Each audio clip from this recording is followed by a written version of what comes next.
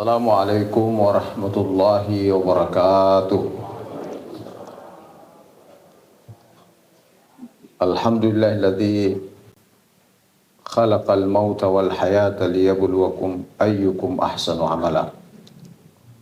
Wassalatu wassalamu ala Rasulillah Sayyidina Muhammadin wa ala alihi wa sahbihi ajma'in, amma ba'du. Ikhwanul muslimin, seluruh keluarga besar almarhumah Ibu Haja Dinar, serta hadirin hadirat yang dirahmati Allah Subhanahu wa Ta'ala.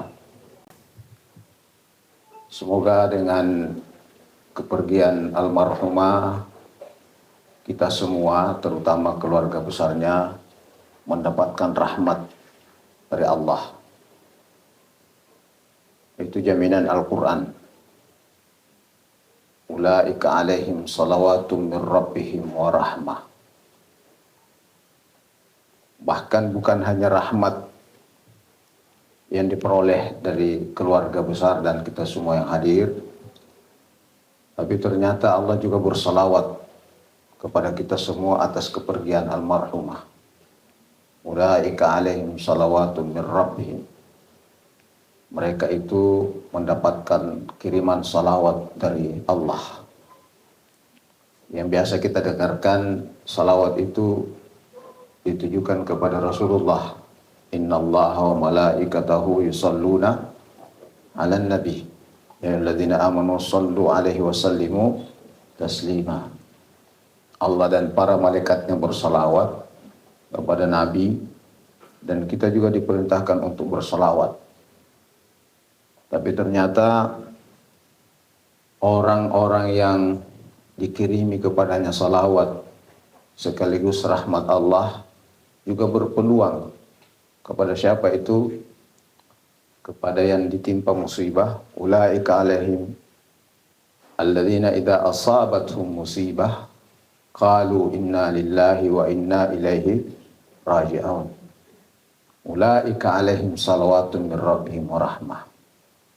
Jadi orang yang mendapatkan salawat dan orang yang mendapatkan rahmat dari Allah Subhanahu wa Ta'ala adalah orang yang apabila ditimpa musibah kemudian berkata inna lillahi wa inna ilaihi raji'un. Ini kalimat ini namanya kalimatul istirja. Aku bahasa ugina ivalesui laurifuange. Itulah maknanya kalimatul istirja. Jadi apapun yang ditimpa kepada kita, apalagi itu musibah yang tidak tentu menyenangkan, mengakibatkan kita bersedih, itu namanya musibah, apalagi kematian. Tidak ada lagi musibah yang lebih dahsyat daripada perpisahan di dunia ini. Tapi orang beriman apabila ditimpa musibah lalu berkata inna lillahi wa inna ilaihi raji'un, maka mereka akan mendapatkan rahmat dan salawat dari Allah Subhanahu wa Ta'ala. Semoga kita semua yang hadir ini mendapatkan salawat dan rahmat itu. Apalagi Nabi kita Muhammad SAW menyebutkan, kita yang hadir ini ada jaminan Rasulullah. Man azza akhahu musliman. Siapa yang turut merasakan duka. Turut merasakan duka itu namanya ta'ziyah. Kalau turut merasakan suka, di situ ada senyum, tawa, canda, bahagia, itu namanya tahniah. Tapi di situ ada sedih, lalu kita hadir, itu namanya ta'ziyah. Siapa yang turut dalam acara seperti ini, maka kata Rasulullah akan mendapatkan pahala sebesar gunung Uhud. Besar itu gunung Uhud, satu kecamatan. Lalu Nabi katakan lagi, siapa yang mensalati dan mengantarkannya sampai ke pemakamannya, maka dia mendapatkan ganjaran 2 kali lipat. Ini Nabi menyebutkan gunung Uhud. Entah nanti gunung Uhud itu dikonversi jadi apa? Boleh jadi gunung Uhudnya dikonversi jadi tambang, mungkin tambang emas nanti di akhirat, atau tambang nikel, atau tambang apa. Tiba-tiba nanti di akhirat ada orang yang tidak sadar, ternyata ada tambangnya di akhirat. Sekalipun tidak ada tambangnya di dunia. Ternyata orang-orang yang mendapatkan jaminan itu adalah orang yang sering mengikuti acara-acara takziah, mengikuti takziah seperti ini. Makanya Nabi kalau tahu ada sahabatnya yang berduka, Nabi hadir, diundang atau tidak diundang. Tapi kalau tahniah, di situ ada suka seperti walimah, akikah dan lain-lain. Kalau Nabi diundang hadir, tapi kalau tidak diundang tidak tahu tidak datang.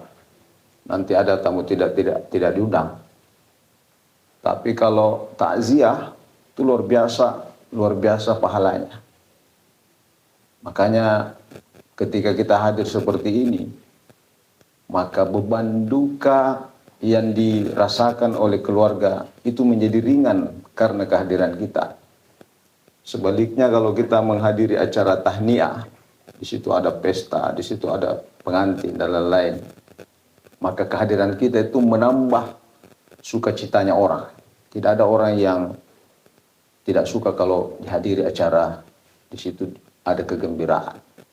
Tapi ketika kita menghadiri acara seperti ini, maka mudah-mudahan itu meringankan beban duka yang dialami oleh keluarga almarhumah. Nah, kita ini, Bapak Ibu sekalian, takziahnya seperti ini. Dan boleh jadi model takziahnya agak berbeda dengan model takziah yang ada di negara lain. Jadi ini biasanya dikondisikan sesuai dengan kebutuhan. Dan juga mungkin ada unsur budaya di sini. Kalau kita cari misalnya, adakah model takziah seperti ini dalam Al-Quran dan hadis? Pasti kita tidak temukan ayat dan hadisnya. Karena tidak ada teknis yang diajarkan oleh Nabi. Kalau di negara Arab sekarang ini misalnya, kalau ada acara kematian seperti ini, itu hanya ada yang kita dengarkan mengaji, tidak ada ceramah.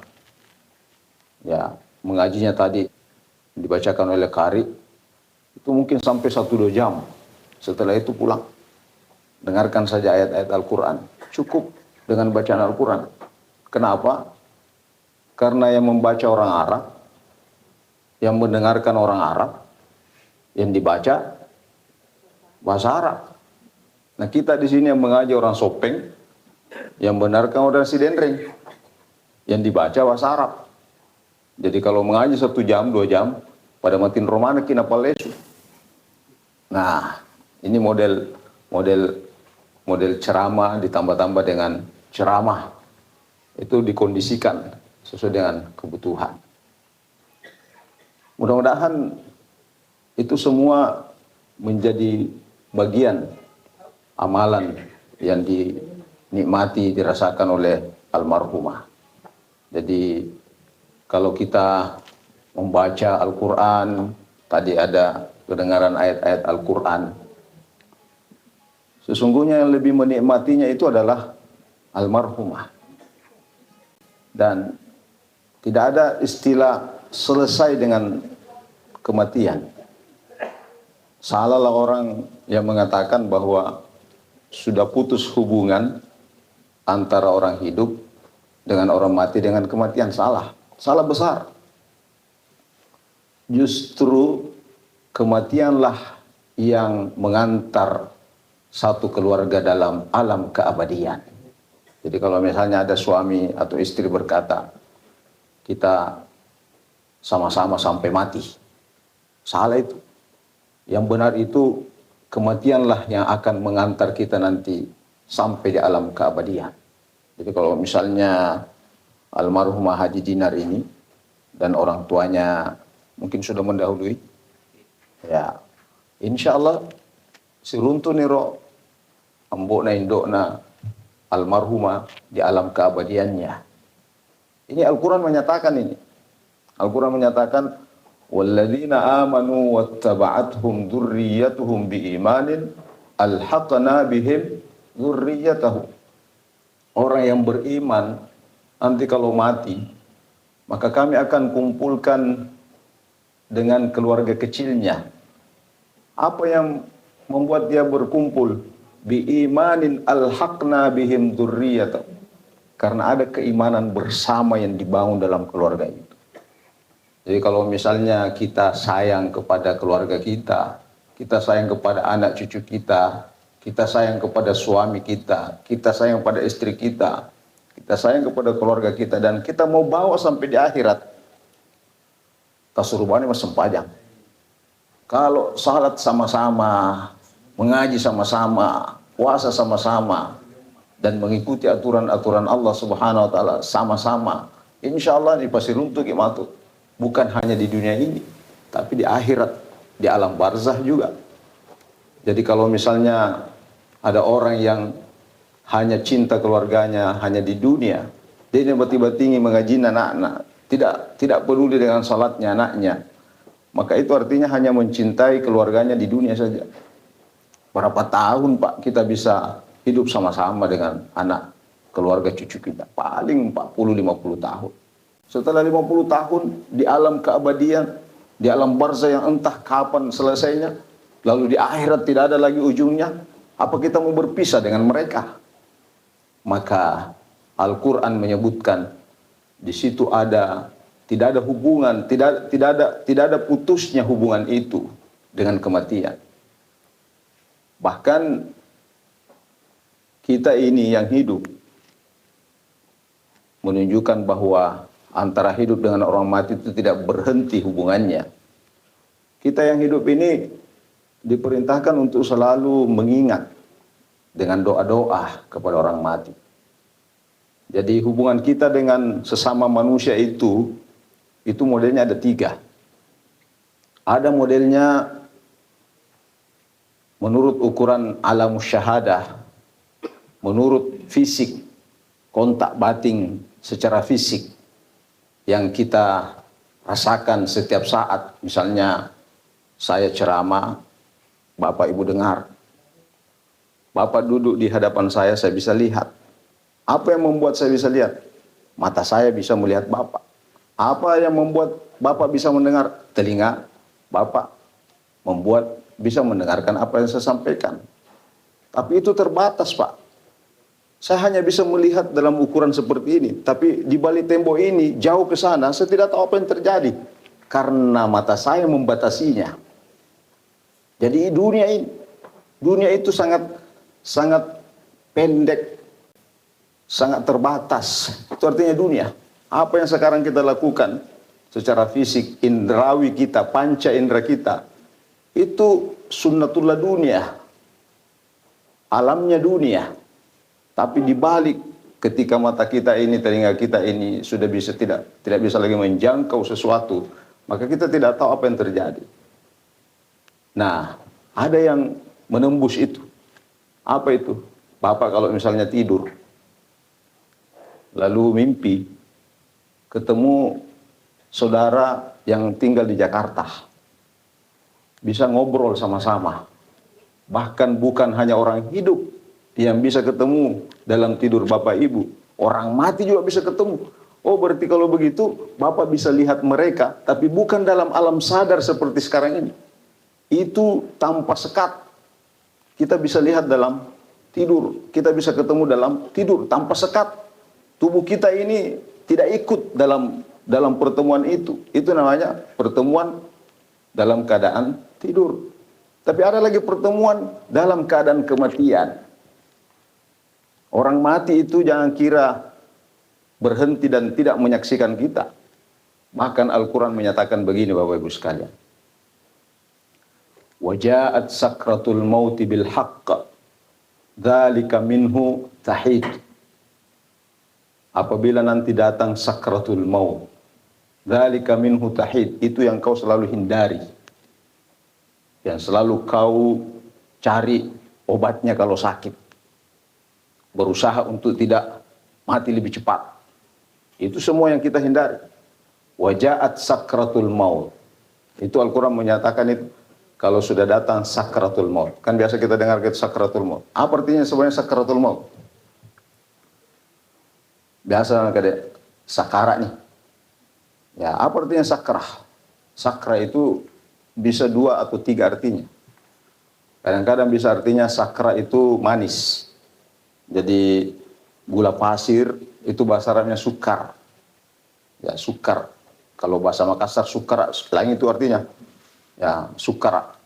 Ya, tapi bahasa arti sakrah itu bisa berarti sukar. Sukar itu manis. Kalau bilang sakratul maut berarti manisnya kematian. Mungkin ada orang yang kita lihat tersiksa, mungkin karena kecelakaan, mungkin karena apa. Tapi justru lukanya itu yang membuat dia menjadi bahagia. Misalnya kalau dia ke masjid tiba-tiba ditabrak misalnya. Ini 1 minggu yang lalu ada jamaah Masjid Al-Markas pergi sholat subuh, orang tua kasihan tabrak, terlempar naik di atas itu. Ya, mati di tempat. Mungkin kita lihat luka dan rusak, tapi sesungguhnya dia merasakan kenikmatan dari kematian itu. Bayangkan kalau masuk masjid baru tiba-tiba meninggal. Itu yang sakrah. Dan banyak orang yang mungkin menikmati kemanisannya kematian itu. Berita wajib biasa saya dengar. Bahwa dulu ada temannya di Mesir, ceramah tiba-tiba jatuh. Ya, maka orang cari tahu apa penyebab kematiannya. Berita ini biasanya ada dapat bahwa informasi biasa kalau ada orang tiba-tiba jatuh begitu, itu biasa kalau laki-laki biasa cakor, ya, berita ini terpada kabesa juga orang benar. Jangan sampai cakor atau menginap, bisa jadi selamatkan. Ternyata apa yang terjadi, yang keluar itu bukan air biasa tapi air kenikmatan yang biasa disebut dengan mani. Ya. Apa artinya itu? Boleh jadi ketika dicabut nyawanya bersamaan dengan keluarnya itu yang menjadikan dia nikmat dalam tubuhnya. Itu namanya sakratul maut. Waja'at sakratul maut. Mungkin ada orang seperti itu, banyak orang seperti itu. Tapi bisa juga diartikan sakratul maut itu bermakna teler.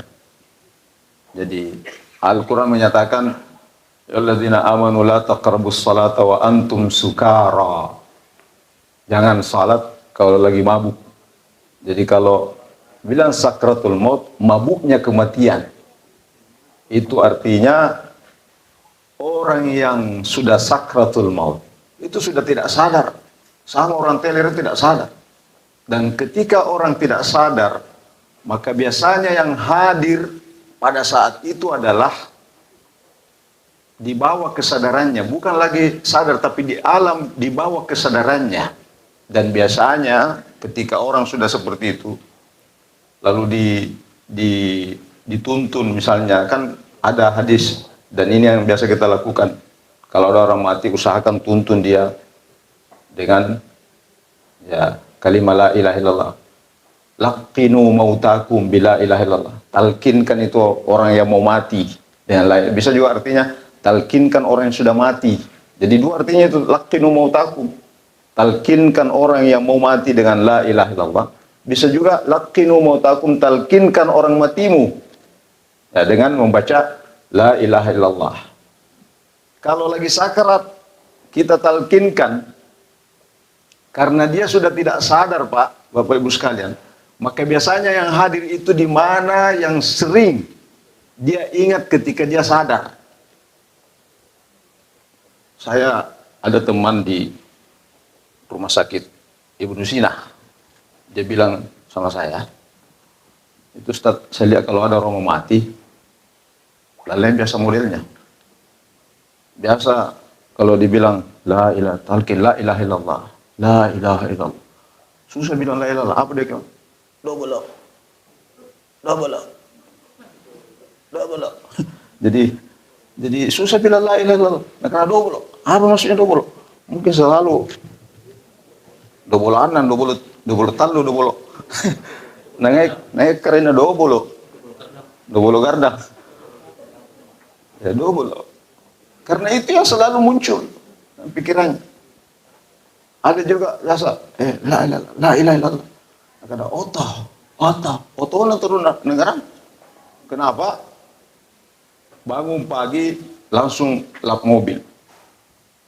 Orang salat masih lap mobil. Mau tidur di atas mobil. Begitu sukanya mobilnya. Tidur lagi nanti mimpi mobil. Pas salat Allahu Akbar. Ini ingat adalah otoh. Makanya nanti kalau ditalkinkan la ilaha illallah, nah, otoh. Ya. Itu dia bawa sadar itu, dibawa itu. Orang mati itu sesuai dengan apa yang dicintai, kata Rasul kan begitu. Ketika nanti kita mau mati, apa yang paling kita sukai itu yang muncul.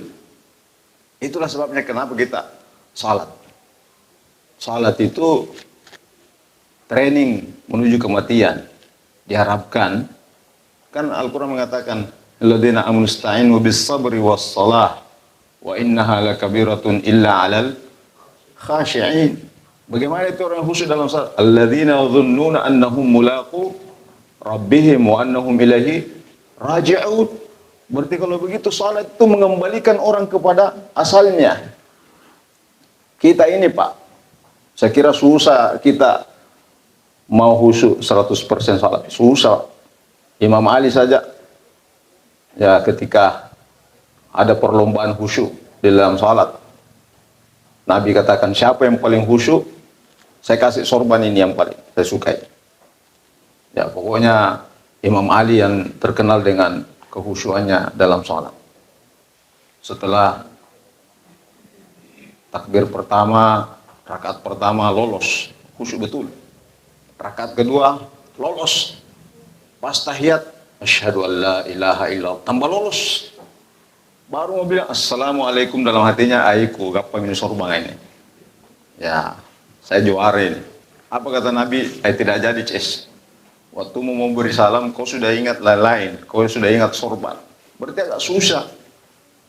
Itulah sebabnya kenapa Imam Al-Ghazali mengatakan kalau kita tidak bisa khusyuk 100% dalam sholat, cukup di 4 tempat. Ketika kita takbir, ketika kita membaca Al-Fatihah, terutama ketika kita membaca Iyyaka na'budu wa iyyaka nasta'in. Ketika kita membaca tahiyat, terutama ketika kita membaca asyhadu an la ilaha illallah, asyhadu anna Muhammadar Rasulullah. Di 3 tempat. Tambah lagi 1 ketika kita memberi salam. Mudah-mudahan dengan kehusyuan kita minimal di 4 tempat itu 5 waktu, 5 kali kita lakukan, apalagi kalau ditambah dengan salat-salat sunnah, maka itu bisa mengantarkan kita untuk bisa membaca la ilaha illallah di akhir hayat kita. Pernah suatu hari Nabi mencari sahabatnya yang bernama Sya'ban. Jadi ada juga orang yang bernama Sya'ban. Ada sahabat Nabi yang bernama Sya'ban. Sekarang ini Rajab. Bulan depan Sya'ban. Sya'ban itu jarak rumahnya dengan Masjid Nabawi itu sekitar 5 kilo. 3-5 kilo lah. Makanya selalu dia di belakang sholat. Suatu waktu sholat subuh, setelah Nabi sholat, lihat semua sahabat-sahabatnya, ternyata tidak diketemukan si Sya'ban. Nabi bertanya kepada sahabat yang lain, mana Sya'ban? Sahabat yang lain menjawab, memang agak jauh rumahnya Rasulullah. Ya, kiloan rumahnya ya Rasulullah. Tapi kenapa tidak hadir? Entah kenapa ya Rasulullah, mari kita ke rumahnya. Ya, akhirnya Sya'ban ini Rasulullah mendatangi rumah Sya'ban. Ditemukan istrinya lagi menangis. Kenapa dia menangis? Itu Sya'ban dalam sudah meninggal. Tapi ya Rasulullah, aneh Sya'ban itu di akhir hayatnya. Ada 3 kata yang selalu dia sebut. Apa itu? Yang pertama dia bilang, laukana abad, abad, abad. Apa artinya? Andaikan masih jauh. Andaikan masih jauh, masih jauh. Oh, Nabi bilang, itu artinya rumahnya cukup jauh ke masjid. Tapi ketika dia meninggal, Al-Quran mengatakan, fakashafna anka gita'at. Slide-slide kehidupan kita, highlight-nya itu ditampilkan layarnya itu. Yang inti-inti, yang utama-utama itu ditampilkan, slide-slide-nya semua ditampilkan. Ternyata yang paling spesial yang dilakukan oleh Sya'ban, rumahnya cukup jauh tapi 5 waktu di masjid. Tapi sekalipun jauh rumahnya, Sya'ban bilang, andaikan masih jauh lagi, maka saya pasti masih menikmati lagi indahnya ke masjid. Nah, kita 10 meter rumah tak, kadang-kadang salat Jumat baru kita ke masjid. Ya, kemai Sya'ban ini 3 kilo, 5 kilo rumahnya, 5 waktu ke masjid. Makanya di akhir hayatnya dia bilang, abad, abad, andaikan masih jauh, maka saya masih menikmati kebaikan ke masjid itu.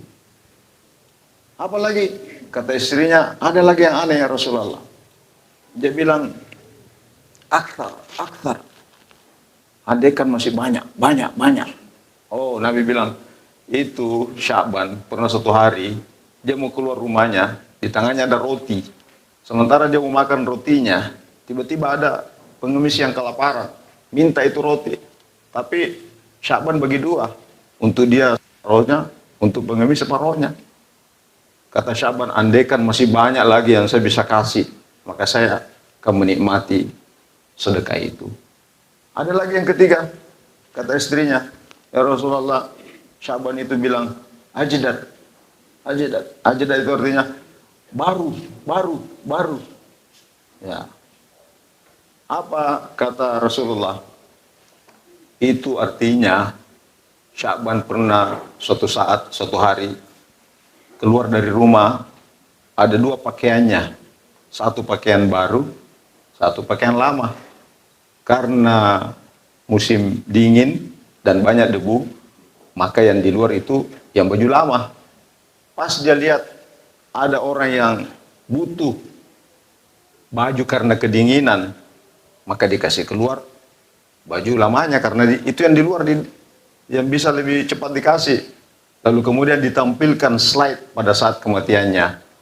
Dia bilang, andaikan yang baru saya kasih, maka saya akan nikmati kebaikan itu. Jadi tidak ada orang yang semuanya diperlihatkan, Pak. Slide-slide kehidupannya. Tidak ada lagi orang kafir ketika mati. Semuanya orang beriman. Fir'aun saja, di akhir hayatnya baru beriman. Apa kata Al-Quran? Amantu bi Rabbi Musa wa Harun. Saya sudah percaya ketika sudah tenggelam, sudah sakratul maut di laut. Ya, apa kata Firaun? Saya percaya kepada Tuhannya Nabi Musa dengan Harun. Baru percaya. Tapi ketika orang sudah sakrat, tidak berlaku lagi taubat, tidak berlaku lagi keimanan. Ya. Ini jadi slide-slide itu Al-Quran menyatakan begini. Kitabum marqum. Kitabum kalla inna kitabal fujari lafi sijjin. Wa ma adraka ma sijjin. Kitabum marqum. Kejelekan-kejelekan kita semua ini, Bapak Ibu sekalian, kejelekan kita semua ini itu direkam. Jadi rekam itu bahasa Arab, markum, rekam. Rekam itu bahasa Arab. Rekam juga bisa artinya rakmun. Rakmun itu artinya nomor. Jadi rekaman kejelekan kita itu dinomoring. Ada nomornya. Jamnya, menitnya, detiknya, markum. Wa ma adraka ma sijjin, kitabum markum. Semua kejelekan-kejelekan kita, Pak, itu ada filenya, nama filenya sijjin. Tapi kebaikan-kebaikan yang kita lakukan, nama filenya illiyin. Kalla inna kitabal abrari lafi illiyin. Wa ma adraka Ma'illiyun kitabum marqum. Jadi kebaikan-kebaikan itu ada nomornya. Kitabum marqum. Lengkap filenya. Dengan siapa dia, hari apa dia, bersama siapa dia, di manakah engkau gerangan, sama siapa kau di situ. Ya kan ada lagu itu begitu toh. Ya, dengan siapakah kau, apa gerangan yang kau kerja, itu semua terekam dalam satu file. Kalau kebaikan namanya filenya Illiyin. Itu semua ditampilkan slide-slide-nya, highlight-nya ketika kita sakratul maut. Jadi tidak ada berhentinya Pak. Sekarang ini almarhumah, kalau berdasarkan ayat, fakashafna anka gita'at fabasarukal yawma hadid. Matanya itu almarhumah tajam. Tidak sama waktunya hidup. Kalau di sebelah ini sudah tidak tahu apa yang terjadi. Tapi ketika dia sudah pindah alam, namanya alam barzah, maka tatapannya itu tajam. Nita mana? Oh, kami Ustadz Kasman beli bolaku. Ada semuji keluarga aku dah. Fakashafna fabasarukal yawma hadid. Ibaratnya begini. Kita sekarang di dunia ini, kita berada di satu alam namanya alam dunia. Ibaratnya studio mini. Mungkin di TVRI. Orang yang ada di dalam studio tidak melihat pemirsa. Tapi orang pemirsa di luar yang luar biasa alamnya luas, itu melihat apa yang terjadi di studio. Jadi tembus. Ya. Tapi dengan kepergiannya berpindah ke alam barzah. Jadi alam barzah itu alam sementara, tempat istirahat sementara. Jangan lalu kita bilang tempat istirahat terakhir. Biasa kita udah dengar. Mari kita antar almarhumah ke tempat istirahatnya yang biasa kita dengar terakhir. Biasa kita bilang begitu. Kalau biasa kita bilang begitu, syahadat kita kembali. Karena orang yang bilang begitu tidak percaya akhirat. Dia hanya berhenti di alam kubur. Padahal masih ada alam setelahnya alam kubur, alam barzah namanya, alam akhirat namanya. Ya, disitulah tempat akhir. Orang kalau sudah meninggal, sudah berada di alam barzah, betul, tidak bisa lagi menambah kebaikan, tidak bisa lagi salat, tidak bisa lagi melakukan kebaikan. Tapi rekeningnya itu masih dibuka, transferan masih dibuka. Dari mana transferannya? Dari doa-doanya orang yang hidup. Terutama keluarganya, ada anaknya, ada cucunya. Itulah yang mentransfer amalnya. Apakah yang tidak ada hubungan keluarga bisa mentransfer? Siapa bilang Pak tidak ada hubungan keluarga kita? Saya dengan Pak Yunus Wahab ada hubungan keluarga, cuma jauh sekali Nabi Adam. Ya, ada hubungan keluarga, tidak ada. Ada hubungan keluarga, apalagi sesama Muslim. Masih ada, masih bisa saya transfer pahala ke almarhumah. Saya misalnya niatkan bacaan Al-Fatihah kepada almarhumah. Berarti bacaan itu dinikmati almarhumah. Ibnu Taimiyah mengatakan, Ibnu Taimiyah yang sering dijadikan rujukan oleh orang-orang yang melarang mengirim misalnya. Ibnu Taimiyah bilang begini, kalau kita berdoa, misalnya Allahumma fir laha, Allahumma fir lahu, dan seterusnya, itu doa milik orang yang membaca, belum tentu dinikmati oleh yang hidup. Ya kenapa? Belum tentu doanya diterima orang yang baca tadi. Ya. Tapi kalau misalnya kita baca Bismillahirrahmanirrahim, Alhamdulillahirabbil alamin, dapat enggak pahala? Dapat pahala orang yang membaca itu. Lalu kalau diniatkan bacaan itu dikirimkan pahalanya, maka itu adalah haknya orang yang diniatkan pahalanya. Berarti kalau kita mix tadi ibacatoni Allahumma fir laha, Allahumma fir lahuma, Allahumma fir lahu, ibacatoni Al-Fatihah, maka dua-duanya nolongan. Ya. Jadi masih ada hubungan. Jangan sampai anak-anaknya melihat orang tuanya itu seperti pahlawan. Jangan sampai. Kenapa itu pahlawan? Pahlawan nanti dikenang tanggal 17 Agustus. Mari kita heningkan cipta kepada arwah pahlawan. Hening cipta dimulai. Nanti lagi 17 Agustus berikutnya hening cipta dimulai. 1 kali 1 tahun ingat orang tuanya. Sayangnya kalau ada orang tua, banyak anaknya, tapi tidak ada yang mendoakannya. Tapi bahagialah orang tua, namuni 2 anaknya, namuni sedih anaknya, tapi tidak berhenti berdoa. Jangan kita aku mati.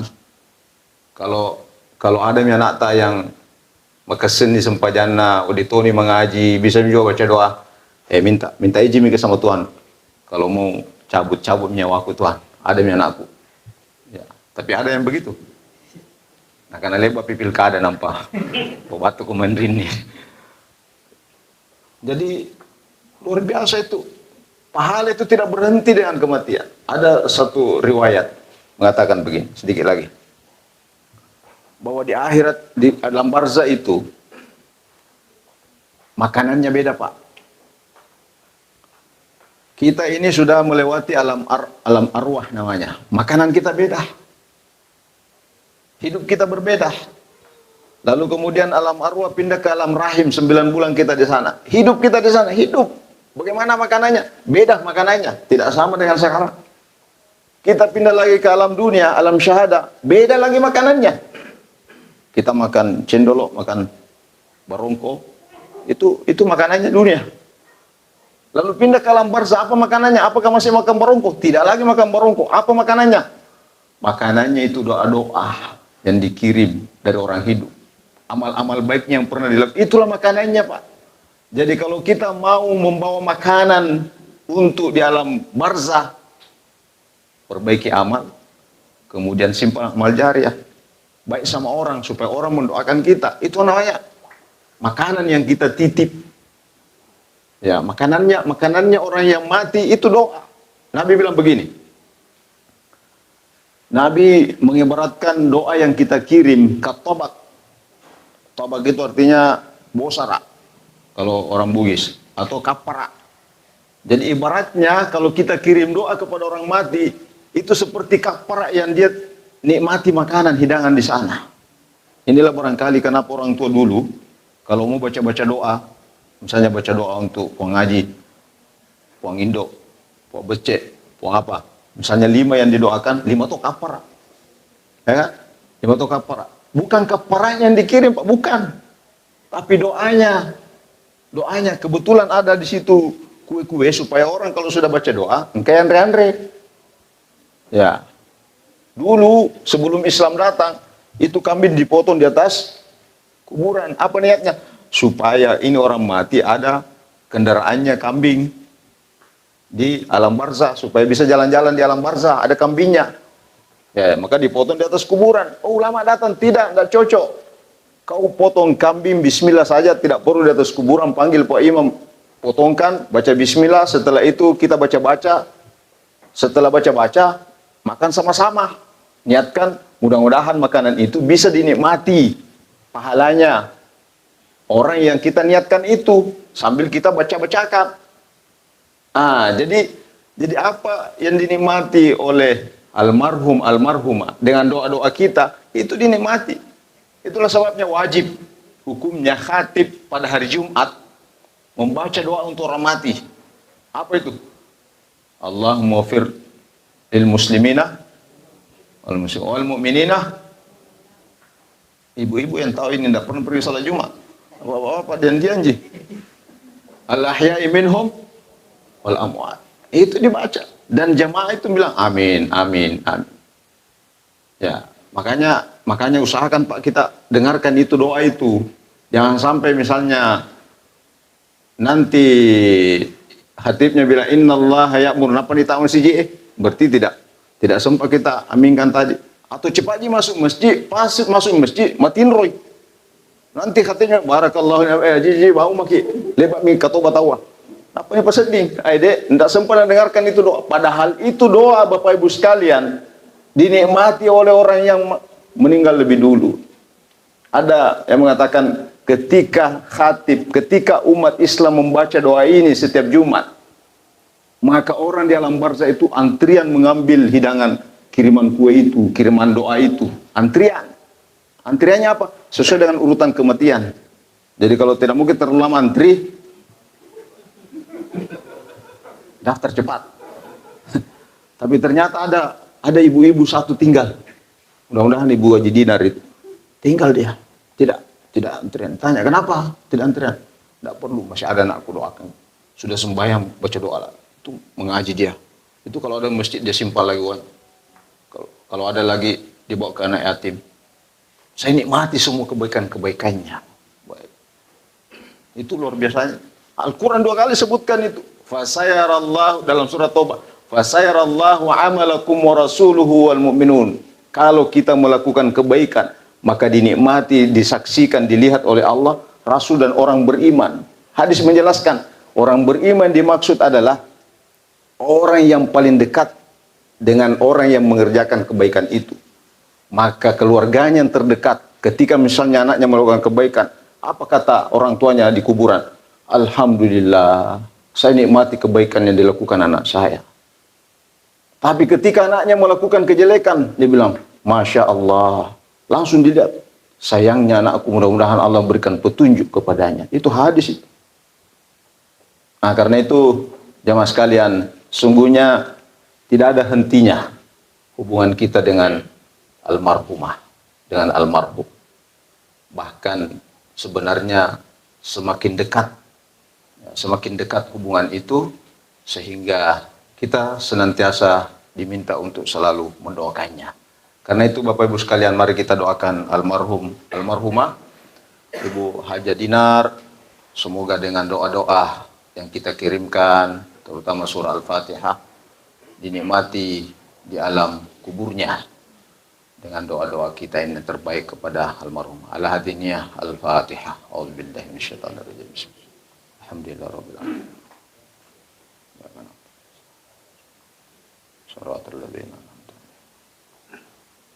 Bismillahirrahmanirrahim. Alhamdulillahirabbil alamin. Wassalamu ala Rasulillah. Allahumma fir laha warhamha wa'afiha wa'fu anha wa akrim nuzulaha wa sim madkhalaha wa wasilha bil ma'i wat thab wa naqqiha kama naqathabul abyad. Allahumma taqabbal hasanatiha wa tajawaz an sayyi'atiha. Allahumma ij'al qabraha rawdatan min riyadil jannah wa la taj'al qabraha hufratan min hufarin nar. Rabbana atina fid dunya hasanah fil akhirati hasanah wa qina adzabannar. Wa sallallahu ala sayyidina Muhammad walhamdulillahi rabbil alamin. Al-Fatihah.